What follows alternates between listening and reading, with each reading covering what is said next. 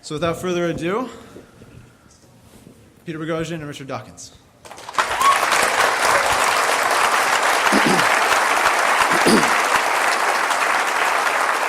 Thank you, everyone. Thank you for coming tonight, and a special thank you and a very, very warm welcome to Professor Dawkins, who's here to speak with us. I had a list of questions, but I found myself welled up, incredibly tearful when I sat and listened to people. They would come up and they would say things to him about how he's changed their life, person after person. And so I'm going to read some of the things that people said to him. Try not to get too teary for this. Thank you for getting me out of Mormonism.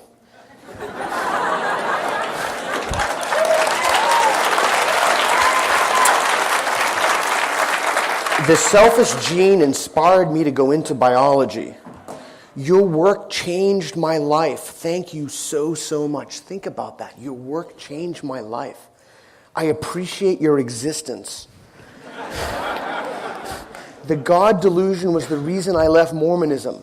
I can't thank you enough. Thank you, thank you, thank you, thank you, Professor Dawkins. You saved my life.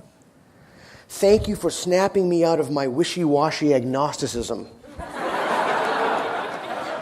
I'm the first member in my family in 5 generations to leave the Mormon church. Thank you for everything. We had a lot of Mormons tonight. Absolutely inspirational sitting here. Oh, that was me. Absolutely inspirational sitting here with Richard Dawkins, person after person telling him he changed their life. I came all the way from Canada to see you. Thank you for reasoning myself. Thank you for reasoning me out of something I didn't reason myself into. I love that one. That's a good one. Yeah. I am unbelievably grateful for all you've done for me. You helped me out of delusion. I drove from Canada to see you. Thank you so much. You've changed my world. Thank you so much. This book has changed my life, the God delusion. Thank you. I owe you life. I am so grateful. Your books have helped. Yeah, people suffering from very serious faith-based delusions. Then someone wanted him to sign the Book of Mormon, which he did not. Anyway, they go on and they go on and they go on, and I just wanted to ask you, what is that like? It's very moving. I mean, can you hear me? Is my mic on? Yeah. No, it is extremely moving, and it's particularly cheerful to me because very many times people say to me, of course, all you do is preach to the choir. And usually I say, well, it's not a bad thing to preach to the choir, actually, because the choir needs, morale boosting. But it's not true that I only preach to the choir. I mean, we actually do change people's minds. And I think that needs to be said because we're so often accused of only preaching to the choir, and we're so often accused of alienating people by being too in your face, and so often told the only way to convert people is to be seductive, and to sort of encourage people in, welcome them in, and say it's okay. Right. You don't have to give up your faith suddenly. Do it gradually, and you don't have to give this and give that, and so on. So I think that the very encouraging remarks that you've read out, which actually I hear everywhere across the United States, especially in the Bible Belt, by the way, interestingly, I think they do indicate that there is something to be said for just speaking bluntly, right, and not necessarily always going for the accommodationist, seductive, right, approach. And for all those people who say that you can't reason people out of their faith or it's hopeless, that we know that's not true. I mean, look around. So we packed a 700... It's a rather patronizing thing to say, actually, isn't it? That you can't reason people out of their faith. Right. I mean, it's looking down on people to say that. And reason is hope. Yeah. That's the hope they have. So I wanted to ask some questions, and we have the memoir that was on sale. Why did you write a memoir? Publishers asked me to. I'm getting on a bit, and it's the kind of thing people do when they're getting on a bit. I wanted to. My mother has a very good memory for long ago, and she's. I was able to interview her, talk to her. She's 96, and I learned a lot from her and from her diaries. I just missed my father, who died a year before I started it. And as my wife pointed out, if I was going to do it at all, it's just as well to do it while I'm still around myself. Was it different? You've written so many other books. Was it different from your other books to write a memoir? Yes, it is a bit different. It's a slightly embarrassing thing in a way, writing your autobiography. You sort of feel, who the hell wants to know about me? You know, and actually, some of the there have been some extremely nice reviews, but also one or two extremely unpleasant reviews. And the worst thing anybody seems to be able to find to say about this autobiography is that it's about the author. So as I said, not a lot I could do about that, really. You came to reject the belief in God at a comparatively early age. Did your parents come to share your views? I think they always did. They didn't talk about it very much. I was never really indoctrinated in religion by my parents. I went to Anglican schools. In England, in my time, it was pretty difficult not to go to Anglican schools. They pretty much all were Anglican schools. And so I was fed the sort of fairly weak and not too serious version of Christianity, which is Anglicanism. I sort of feel somehow if you wanted to inoculate a child against a really virulent strain like Roman Catholicism, the best thing to do would be to vaccinate with a weakened strain of the virus. And Anglicanism does that pretty well. So I'm curious about a few things. One thing I'm curious about is what's the best argument you've heard for the existence of God? What's the best one? I don't think there are any good ones, but the nearest approach to a good one, I think, is the argument of the physicists when they say the universe is fine-tuned and that the fundamental constants of physics, sort of half a dozen or so numbers which physicists just give us. These are constants, and the physicists don't know why they have the values that they do.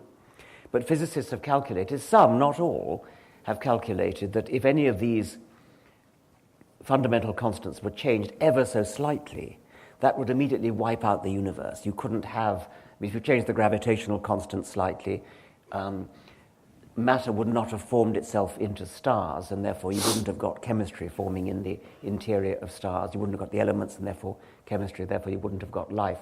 So you have this sort of image of half a dozen knobs that you twiddle to raise or lower the gain on particular fundamental constants.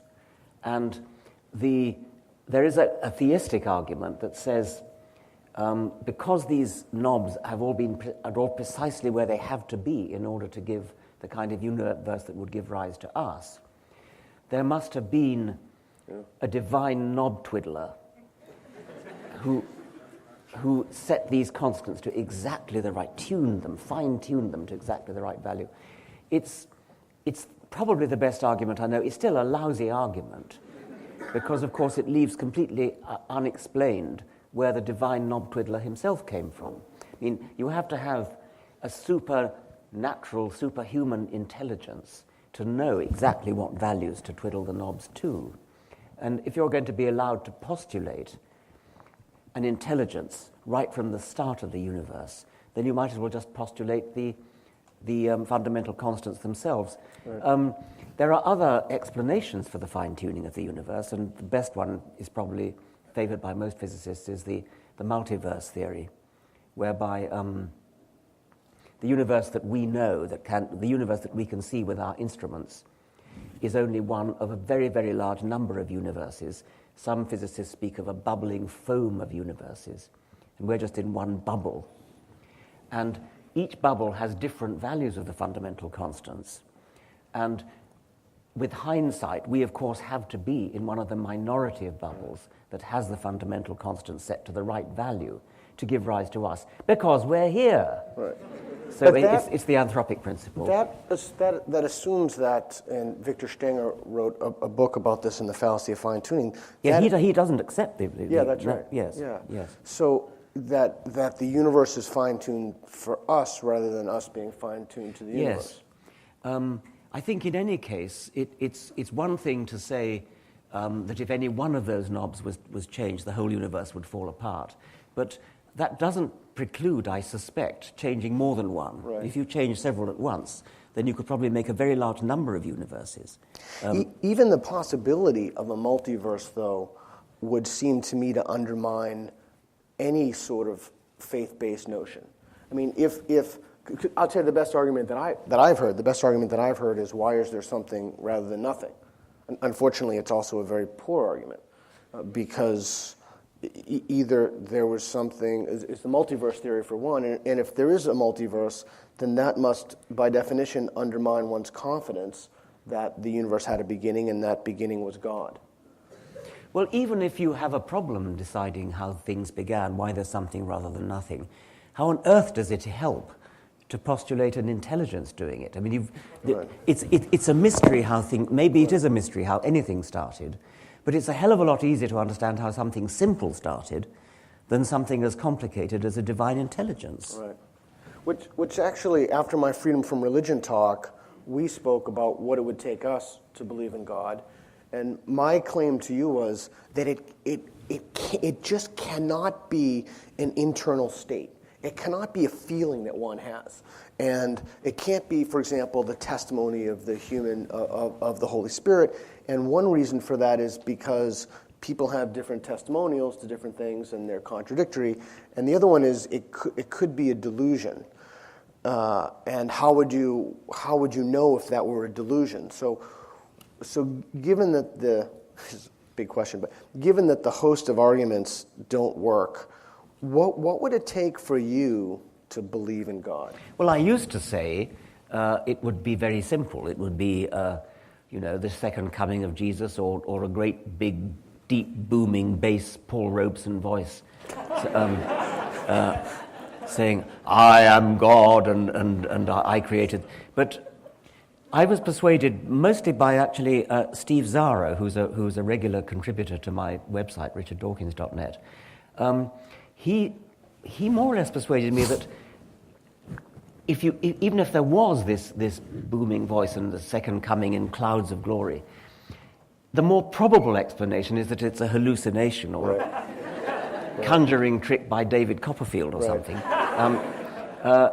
I mean, he made the point that a supernatural explanation for anything is incoherent, that it just doesn't sort of, it doesn't add up to an explanation for anything. A non-supernatural second coming could be aliens from outer space. I mean, a superhuman but not supernatural civilization. We would have to. So if you walked out and there were these globes that were spinning around that said, "I am God, believe in me," or the famous Krauss thing, you walk out into the sky and it spells out in the stars in different languages, "I am God, believe in me." Well, again, the problem is it could be a delusion, but the other problem is you'd have to rule out alternative explanations, like the aliens. I mean, you'd have to. How could you rule out? Well, I mean, there could be an alien trickster culture or something. We're going to get those little humans. But you'd have to rule out alternative explanations. That's why I'm not persuaded by either an internal state, certainly not a feeling state. So Clarke's third law, any sufficiently advanced technology is indistinguishable from magic.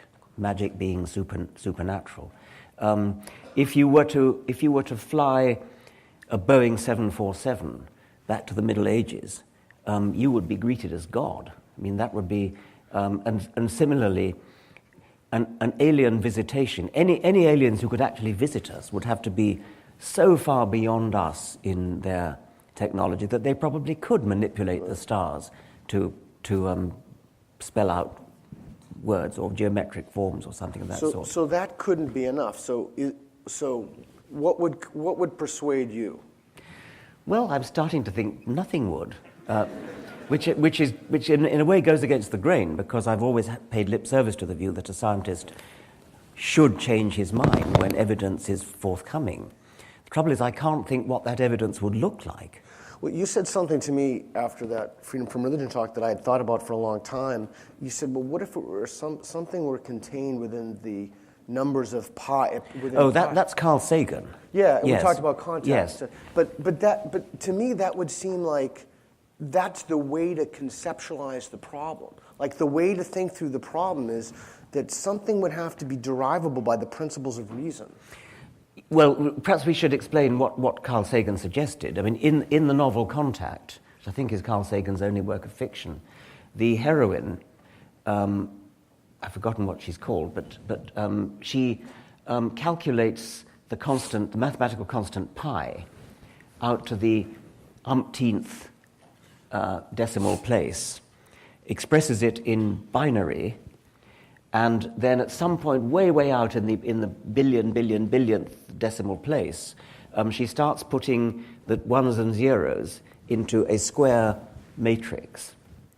And the zeros, most of the square matrix is filled with zeros, but the ones make a perfect circle and a perfect diameter of the circle.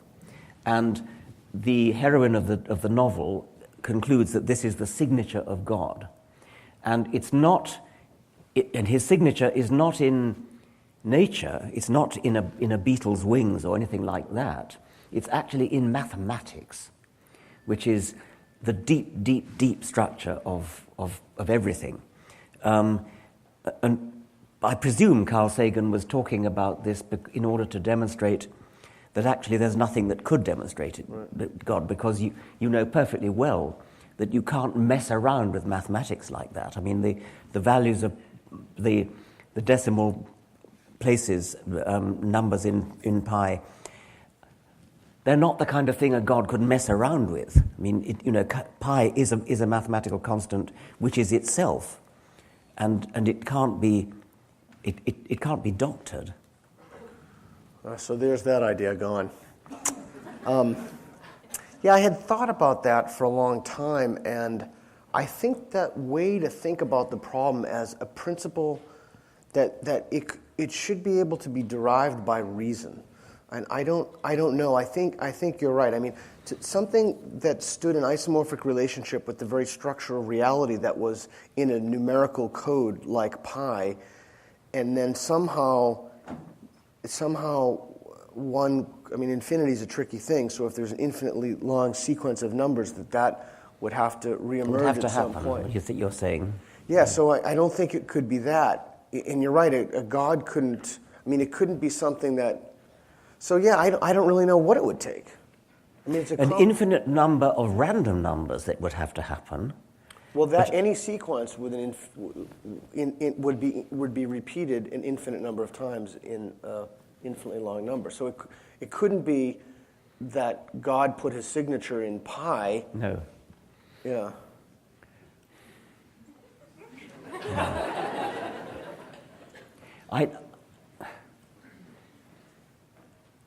You could write your signature in DNA.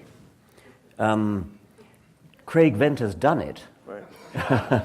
So, if at some future date somebody thousands of years hence finds a particular bacterium, it might not be a bacterium, it might be some other creature by then, and they would find written into the DNA, this was made by C. Venter. Yeah. Remarkable. Yeah, that would be remarkable, but it's not supernatural. It's right, very natural. Yeah. So that's a segue into on page 182. You wrote, "I was delighted to be proved wrong." Think about that. I was delighted to be proved wrong. So much of my work is focused on helping people to develop that attitudinal disposition. What do you think we can do to nudge people or groups of people to value being proved wrong? It's one of the great virtues of science that we are looking to be proved wrong. One of the great virtues of science that we don't know the answers, and we like it not to know the answers because that means there's plenty of work to do. It's not, I mean, one is a little bit hypocritical to say I was delighted to be proved wrong because scientists are human, and so they do fall in love with their pet theories. And so they have to take great scrupulous care not to let that bias them, which is why so much of modern research uses, and especially medical research, uses double-blind trials where the nature of the experiment is that you cannot bias the results of the experiment because you don't know, in the case of a medical trial, you don't know which bottle contains the experimental dose and which bottle contains the placebo control. You don't know, the doctor who administers the thing doesn't know, the nurse doesn't know, the patient doesn't know, nobody knows. So it's not possible to be biased either in favor of your pet theory or against it. And I think that's a very valuable, I think to teach people about double-blind control trials is a very good thing. There's a lovely story about a homeopath, this I think is a true story, who was reluctantly persuaded to undergo a double-blind control trial of his homeopathic remedies.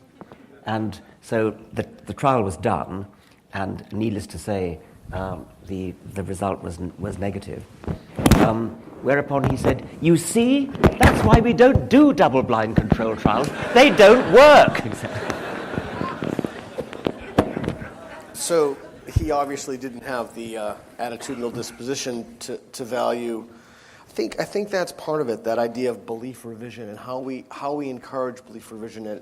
It may be that just teaching people the methods of science and the tools of science are one way to enable them to but, you know, I don't know, maybe not, because maybe it has to be something else. It's not just the methods of science, but to actually make it a virtue, to nudge people towards valuing belief revision. Yes. I don't know how to do that. I mean, I have some ideas about how to do that, but it's a very complicated problem. I mean, there are evolutionary pressures, ego pressures, social pressures, familial pressures to be right. Yes, I think you have to persuade people that what they believe is all very nice, but it's not important. I mean, what matters is what the evidence shows. Right. And Conrad Lawrence used to say that he used to reject 6 hypotheses every morning before breakfast. That was a lie. But it gives you the idea of the ideal. Right. I don't think he ever rejected a hypothesis in his life, actually. That's unfair. Sorry, I shouldn't have said that. I'm going to throw you a curveball. I'm going to switch the subject a little bit. This is particularly appropriate for colleges and universities. Censorship, speech restrictions, and what's termed political correctness are advocated by many contemporary leftists.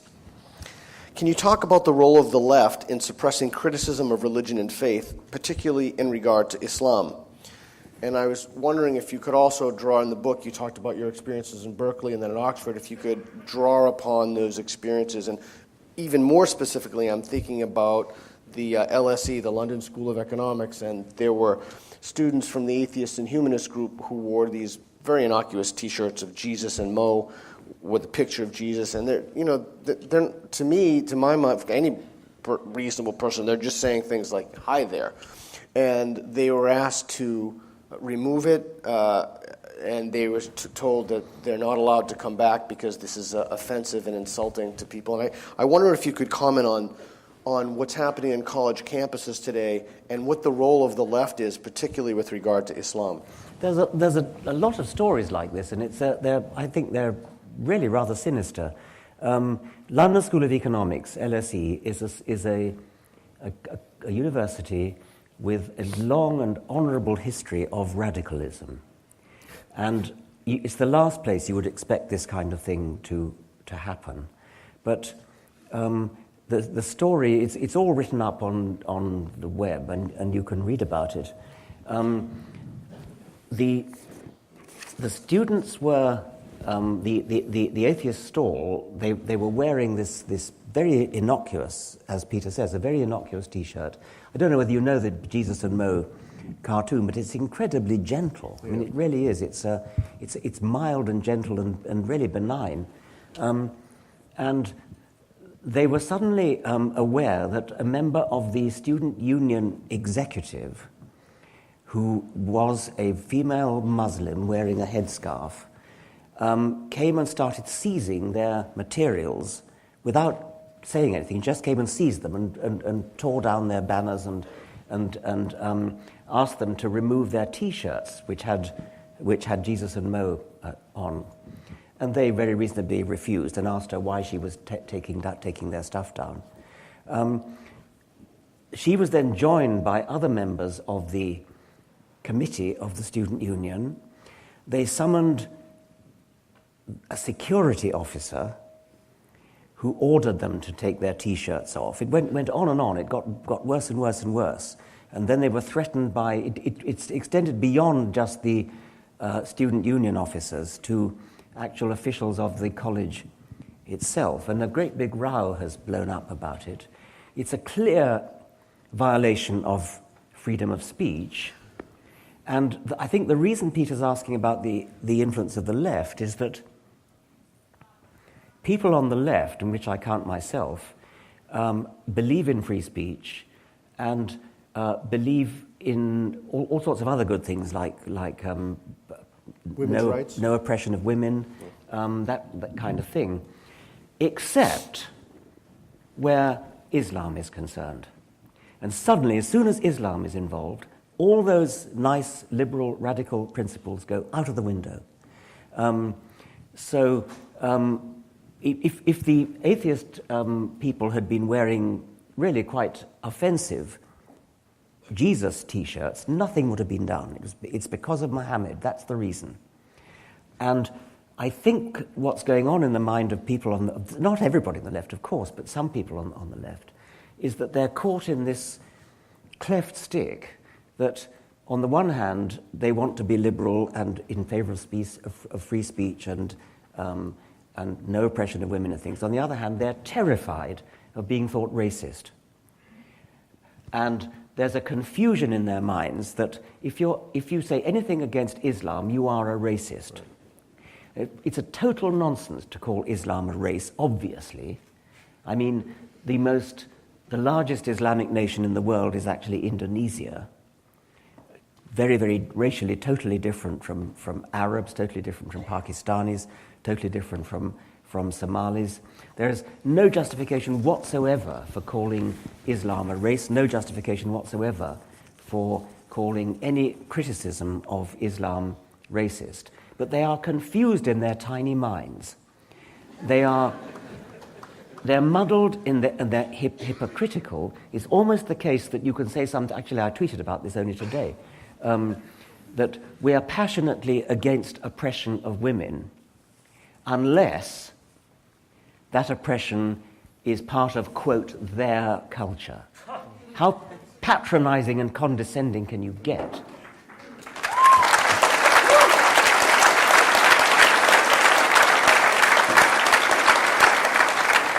And more people, I think, especially in Britain, maybe in this country as well, are waking up to the fact that there is a deep hypocrisy in the liberal left where Islam is concerned. They suddenly throw all their principles out of the window where Islam is concerned. It's as though fear of racism trumps all the other nice liberal principles. I mean, that's so interesting to me. It just, I don't know, it just simply does not seem that complicated to me.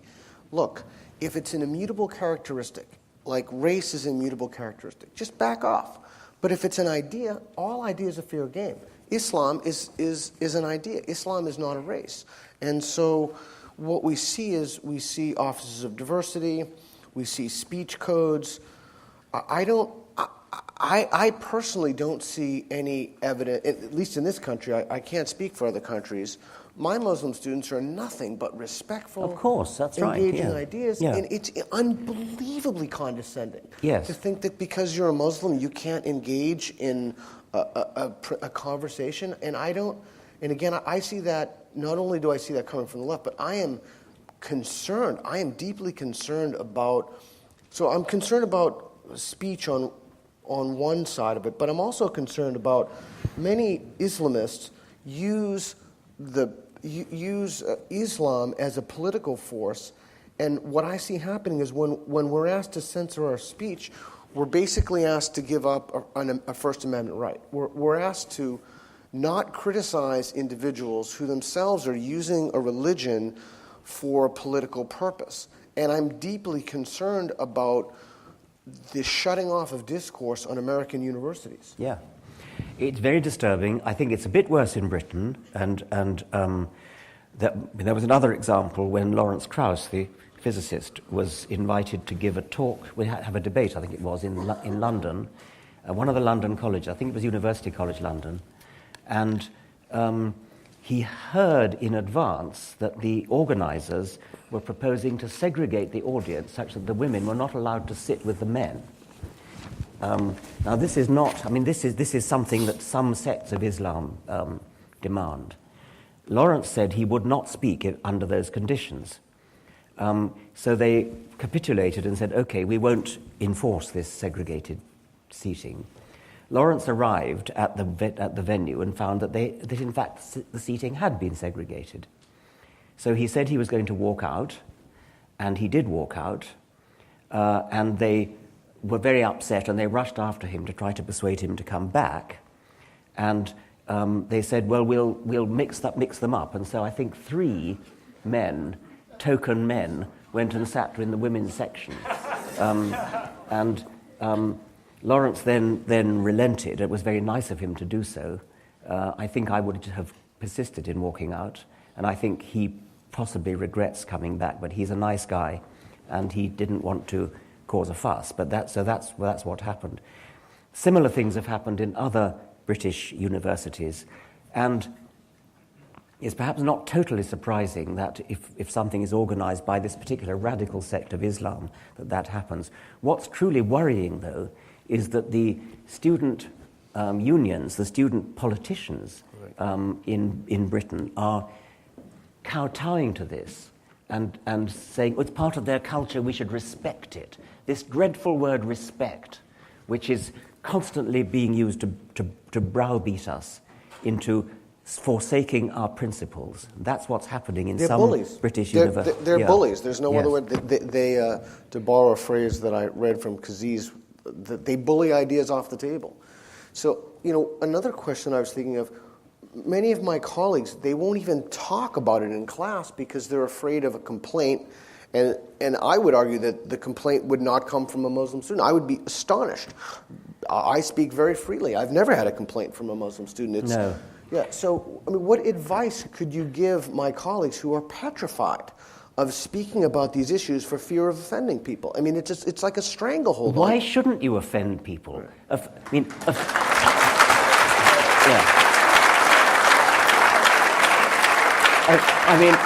On my previous visit to this country, I was in Florida just a few months ago, and a teacher there told me a story. I try and remember it. I hope I don't get the details wrong. She was a teacher of biology, and she was teaching evolution, as she should. It's a central theorem of biology. And one... Sorry, why is that funny? This is the United States. Sorry? You cannot teach biology without evolution. It pervades the entire subject. So this teacher was doing that. One student complained to her parents that she was offended by having evolution taught in her school class. The parents claimed. The parents went and complained to the head teacher of the school, who summoned the biology teacher and dressed her down, scolded her for offending this child, ordered her not to teach evolution anymore, even though this was only one child in I don't know how many in the class. That meant that all the other children were deprived of a proper education simply because one child of ignorant, bigoted parents had complained to the school, and the head teacher, an obvious coward, had capitulated to this really appalling state of affairs. Fortunately, the biology teacher herself was a teacher of initiative, and she went to the nearest university and invited a professor to come and teach evolution. Since he was not employed by the school, and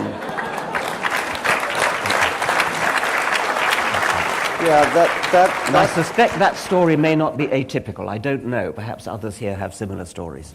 Yeah, we're having this problem not only with intelligent design, but it's a deeper problem. I think it's a deeper problem because it's coupled with this fear of offending people. Yes. And I don't know how we reverse the tide of this affecting, not only K through 12, but our institutions of higher education. I don't know. I'm afraid not only for the state of science, but the state of humanities. When I see, when someone says I'm offended, that's it. That's the end of the discourse. I mean, that's it. I mean, may I quote Stephen Fry when somebody... You're offended? So fucking what?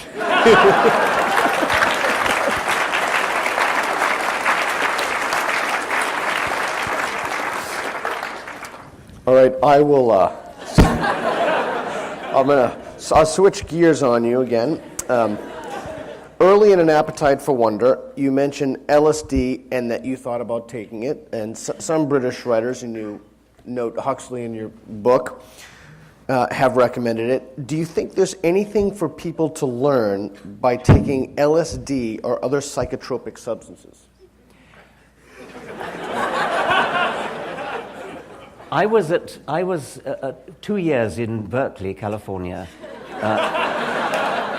in the late 1960s, and nobody ever offered me any LSD. I wasn't even offered marijuana. And so I only quite recently, a friend, a colleague, offered to mentor me on an LSD trip. She said that she would take a half dose, which would enable her to empathize with what I was going through, but she would still have her feet on the ground and wouldn't attempt to fly or anything like that. And I was very tempted by this offer, and it's indeed still open. I wrote to my father's first cousin, who is a distinguished psychopharmacologist, who was actually, it was he who actually introduced Aldous Huxley, whom you mentioned, to mescaline was the drug that Huxley took. And I sort of rather expected my father's cousin to say, yes, go for it. But he didn't. He said the risk of a bad trip is great. And so he was, on balance, he was against it. And I so far have taken his advice. But I am very tempted. I mean, what are you hoping to get out of that? What would you hope to get out of that experience? I've read Aldous Huxley's Doors of Perception. Yeah, great book. And my father's cousin has also written a book describing his own experience with mescaline. His name is John Smithies. I've read both of those, and it does appear that these drugs give you a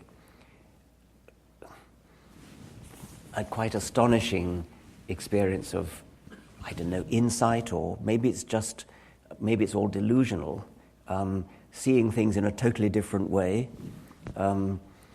You might get some inkling of what it might have been like to be Van Gogh, painting those amazing paintings that he did.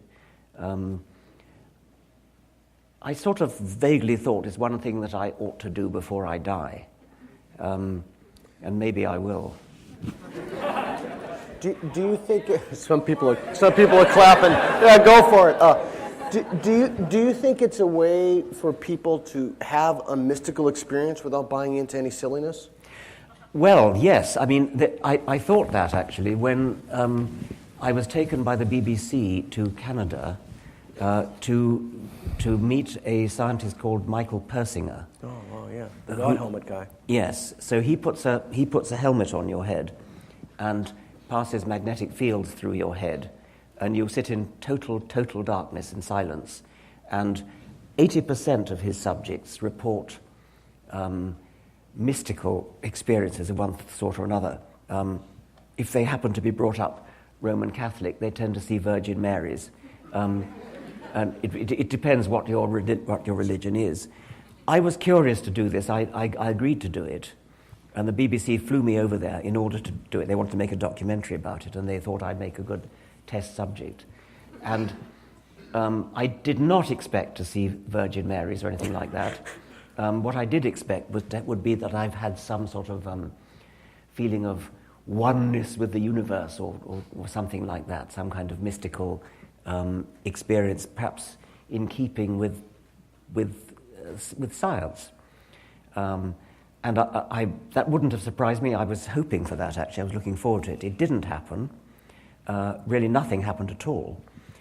And I suppose, Persinger said, well, I must be one of the 20% to whom it doesn't work.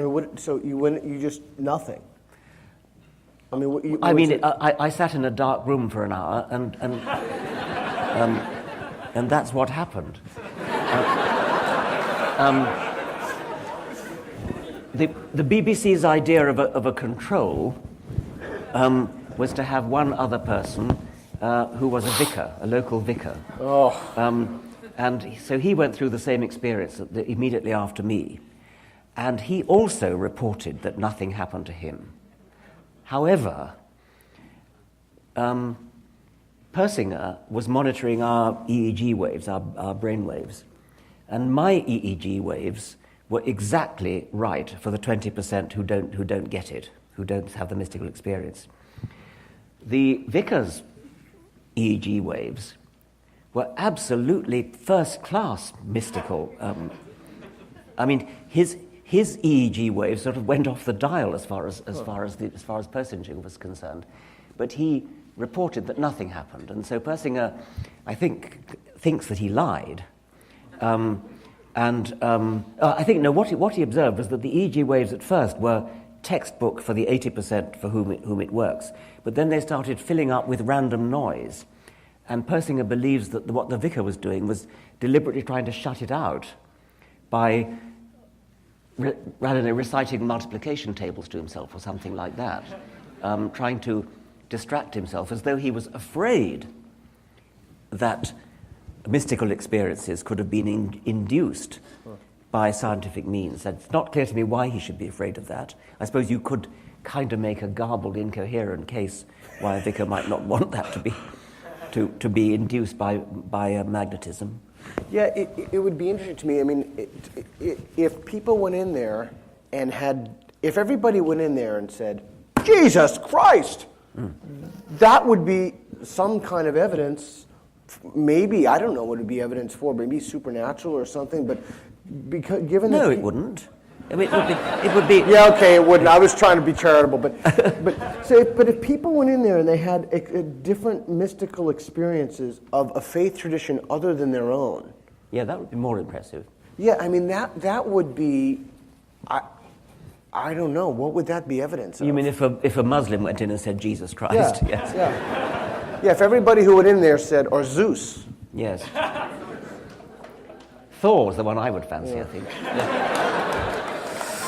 Yeah. Okay, on a lighter note, many people have wanted me to ask this question. I'd be remiss if I did not ask this question. Your wife, Lalla Ward, is known for her charitable work in Denville Hall and for her acting career and audiobooks. She played Time Lady Romana on Doctor Who. Are you a Doctor Who fan? Well, First of all, she also painted this tie, and can I just sort of... I know it doesn't match the shirt, but that's to show it off all the more vividly. She paints all my ties. They're all completely unique one-off ties, which is why I always take them off when I'm having a meal, because I'm terrified of spilling the soup on them. Doctor Who fan. I had never actually watched Doctor Who when I met her. I'd heard of Doctor Who when I met her, and after I met her, I did watch tapes of her episodes. She was the assistant to Tom Baker, who many regard as the definitive Doctor Who, and Lala as the definitive companion. And I must say I enjoyed those tapes very much. I think partly because the scripts were written by Douglas Adams, and therefore were witty, satirical, and with something to amuse adults as well as children. I mean, Doctor Who originally at least was a children's program, but with Douglas Adams's scripts, there's a sort of ironic level which the children probably don't get, but which adults can really appreciate. It's very, very, very funny, very, very cleverly written. And Lala tells me that not only that, but that she and Tom Baker also ad-libbed quite a lot and also added witty touches which were not in the script. And they did that especially when Douglas wasn't the script writer. They kind of Douglased up the script. So, are you a Doctor Who fan? Well, I appear to be a fan of that particular era of Doctor Who. Okay. I haven't watched any of the others, including the revival ones. Okay. Who's the one that people like? Yes, okay. I did see David Tennant playing Hamlet, and he was good. Oh, and I did play a cameo in Doctor Who myself, but I was only on for about half a minute. I was playing myself. I was wheeled into a television studio, and I had to say, "But look at the stars. We're in a completely different part of the universe."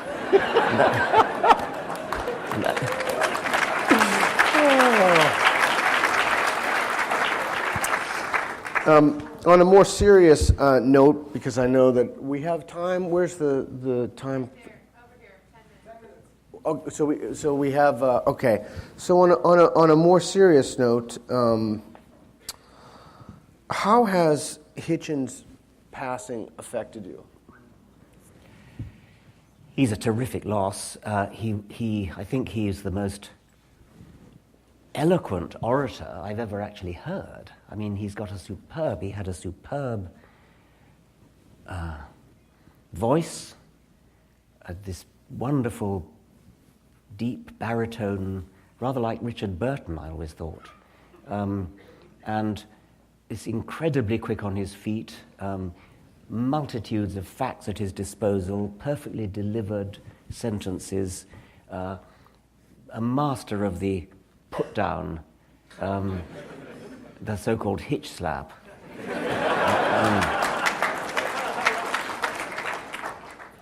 It was a very, very sad day when he went. He was courageous to the last. I was one of the last people to interview him. I guest edited the British magazine New Statesman for the Christmas issue, and they invited me to guest edit it. And one of the things I did was interview him in Texas. It was the day before I was to present him with the Richard Dawkins Award of the Atheist Alliance. And so we had a long time together talking, and he was somewhat weak, but he was absolutely courageous and straight out and exactly as he always had been, slightly weak in the voice. And then next day at the atheist conference, I had to make a speech in his honor, and then he came up on the stage. So may I ask what he said to you? It's all written in the New Statesman. I can't remember. I mean, it was a wide-ranging interview about all sorts of things. And then the next day at the conference, I introduced him. I made a speech in his honor. He came up on the stage. I hugged him. Felt very tearful about it. And then he held forth. He was sitting down. I think he was too weak to stand. And he went on and gave that audience, not their money's worth, because that's not really relevant. But it was a wonderful performance, a kind of swan song. They gave him a terrific standing ovation. When he came, he wasn't well enough to come to the dinner, so he was up in the hotel room, and then he was brought in at the end of the dinner, and the whole dining room just stood up. And then he gave this tour de force of a speech, kind of valedictory, I think. Terrible loss. Yeah, it affected me and everyone with whom I've spoken who didn't even know him cried. I didn't know him that well. I mean, I wasn't one of his lifelong friends. I only met him at the time when our God books came out, which was roughly the same time, in about 2006 or 2007. So I wasn't one of his earlier friends like Martin Amis or Ian McEwan or Salman Rushdie. It was a terrible, terrible loss. Yes, yeah. How do you see your legacy, and what would you like future biographers to say about you? I tried to understand, and I tried to help other people to understand. I tried to foster clarity, honesty. When you communicate, you should honestly want people to understand. Too many people, when they communicate, are trying to show off, trying to appear to be learned, and wantonly language up what they say, make it more obscure than it needs to be. I would like to be remembered as somebody who never ever did that, who always wanted to be understood, wanted to be clear. By the way, some people even find clarity threatening. If you say something straight and clear, straightforward, unambiguous, it sounds to some people as though they're being attacked. So I think I would like to be known for that.